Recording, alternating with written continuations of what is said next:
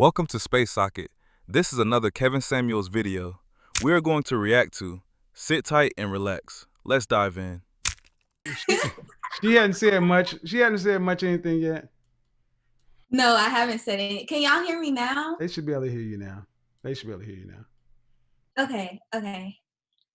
People are still saying Okay. no sound. Go on, Sugar P. Tell them something about themselves.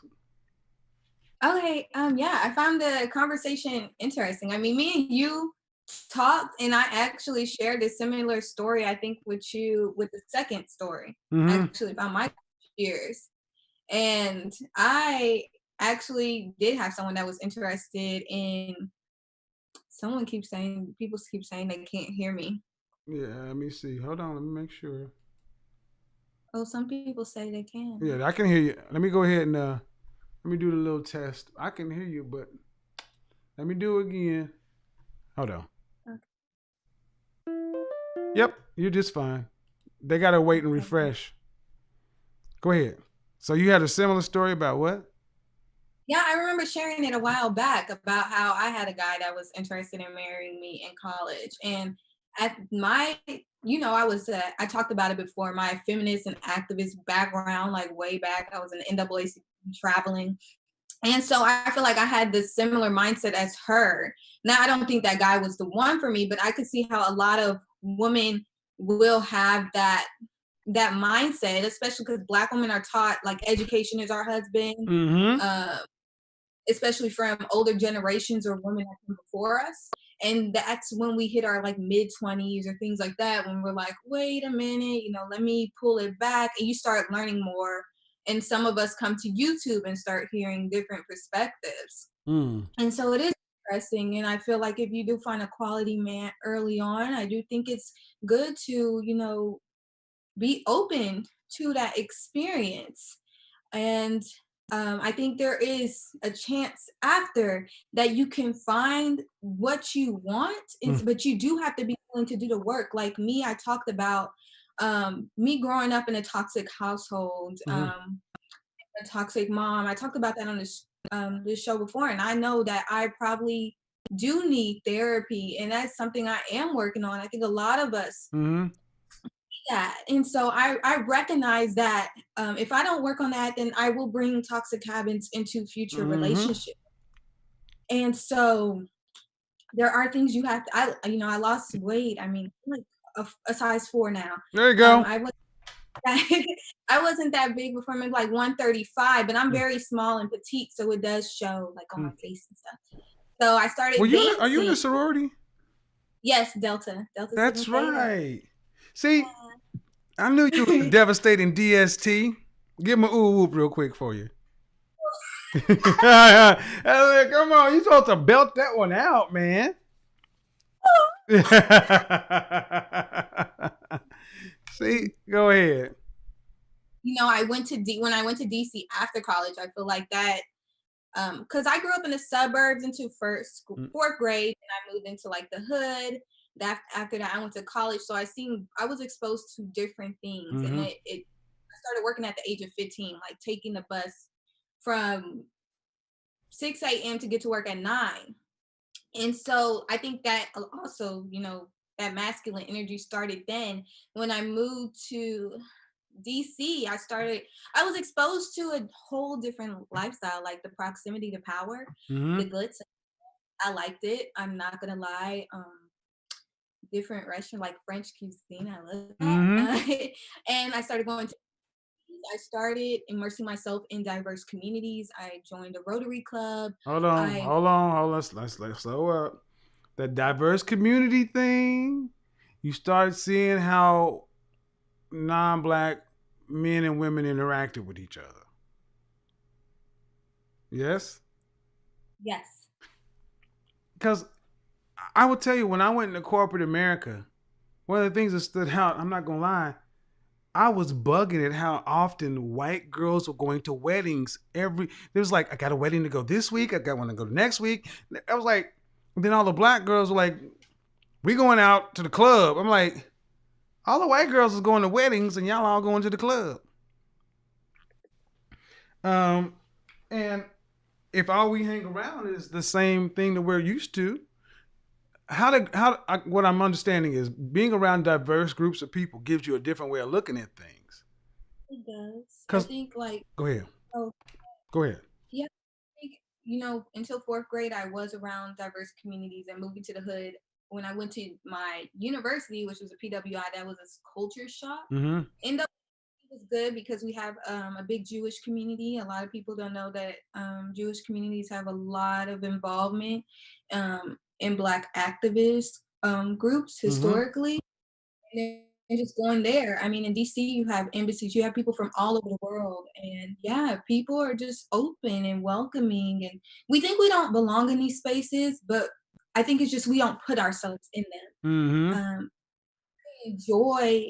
I talked to Kevin about this. I look at things like a game. I mean, I like, and maybe that comes from my political organizing background, but I like the social lifestyle. I like going to events. I love meeting new people. And Wait. yeah. Tell people how you went from being a feminist to a feminine. Oh. Because because I think a lot of sisters feel like they're trapped. And you don't have to get deep into it, but I think people overlook that. And when she says this woman was in DC and about a power structure and a Black woman who had feminist ideologies, and now she hangs out over here. If she can, you can too. Can you tell them? Can give them some tips, some pointers, or when did it start happening? Did they need to go to the Rotary Club or what? Yeah, well, like other girls and that shared their stories previously, Kevin was showing, I too was listening to level up videos. So I started listening, dressing up more, Mm-hmm. wearing color, not just black and things like that.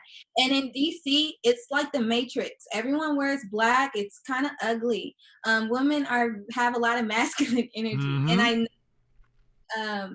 in the workplace, I had a lot of issues with women in the workplace and they would tell me because of the way I dressed or if I wore makeup or Mm-hmm. things like that. I got attention from men, and I realized DC workplace, corporate wise, was probably not the place for me. Right. And I think appearance is a good place to start Mm-hmm. to, I guess, reflect what you need to build up on the Mm-hmm. inside. Books, I watched videos, I looked at different women like Monica Bellucci is someone I really like. Mm-hmm. Different that have this Which feminine channel energy. does she have a YouTube channel? Oh no, she's an actress. Okay, And so I okay, go ahead. embodied feminine energy regardless of what type of archetype they have, because I do think women, there are different type of women, and so we're not all the same. You don't always have to look like a Barbie. Right. But I do think that's a good place to start, like working on reading the Bible helps a Mm-hmm. lot too. Working on your spiritual side, being around other feminine women that are going to hold you accountable. Sometimes you will lose friends on the journey. Also, if you didn't know, there's a reason why my name is Sugar P. So I was in this sugar baby game for a little bit, and then I stepped out. So Mm-hmm. Well, Monica, I know who she is. Sugar P, I ain't had no problem with it. See, as long as you learn along the journey, you down in Houston glowing. How's that humid? yeah, The humidity is doing your skin good. thank There you, you I go. appreciate it. So, the School of Affluence, and do you ever watch any of those kind of channels? I love her. Yeah. So, sisters, there's a woman on YouTube. Her name, the channel is called the School of Affluence. She starts her videos out to dear elegant ladies, and to me, she's an average looking woman. She's had her weight issues and challenges, but feminine women need what she was just talking about, support. Um, you're going to get a different kind of conversation from men, but this is why I do agree with what Nicole Michelle was talking about. In like her feminine elite group, safe places for feminine energy, especially for Black women to actually to grow and be nurtured. Because I don't know why this. I was thinking about how to do this show, and the video popped up talking about the strong, independent Black woman trope, and how it's hurting Black women. I'll put the video down in the description.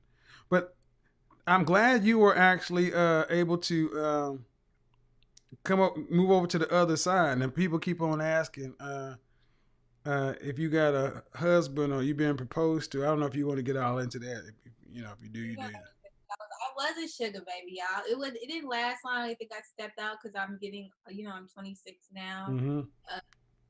And I remember that's how I met Kevin. I was on a panel, whole show.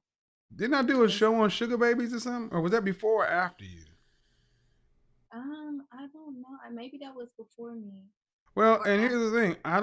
Look, man. I like the game. I have no problem with sugar babies.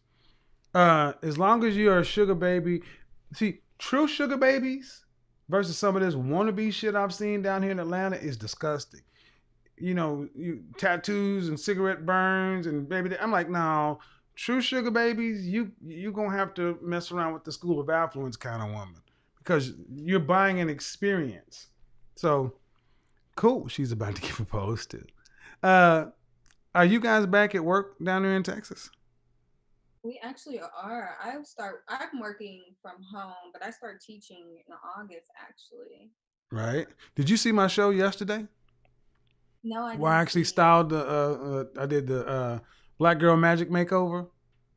I didn't. I have to watch it. You got to check it out. Check it out. It was pretty cool. And I did a black male image enhancement. But what could you tell? What do you think that I missed or I didn't cover? Or what else do you want to add to let women know about this whole level up thing? Here's a question. When is it time to transition from strictly and only hearing women talk about leveling up? When is it time to start listening to men? Anytime. I think it's important to have that balance because sometimes you don't want to listen. Okay, I'm trying to see how to say this. Women will tell you what you want to hear. I mean, it's the same thing as asking like a woman, what do you think a man will find attractive? You know, sometimes you hear what men have to say on certain, because women are going to talk to you from how we feel, not so much about how a man feels. Because I'm not a man. I don't know. I mean, I can only tell you so much. And I think at any time you can change. And I feel like if you really work, I mean, even if you're older, I still feel like it's not too late to be feminine. My mother got married at 50.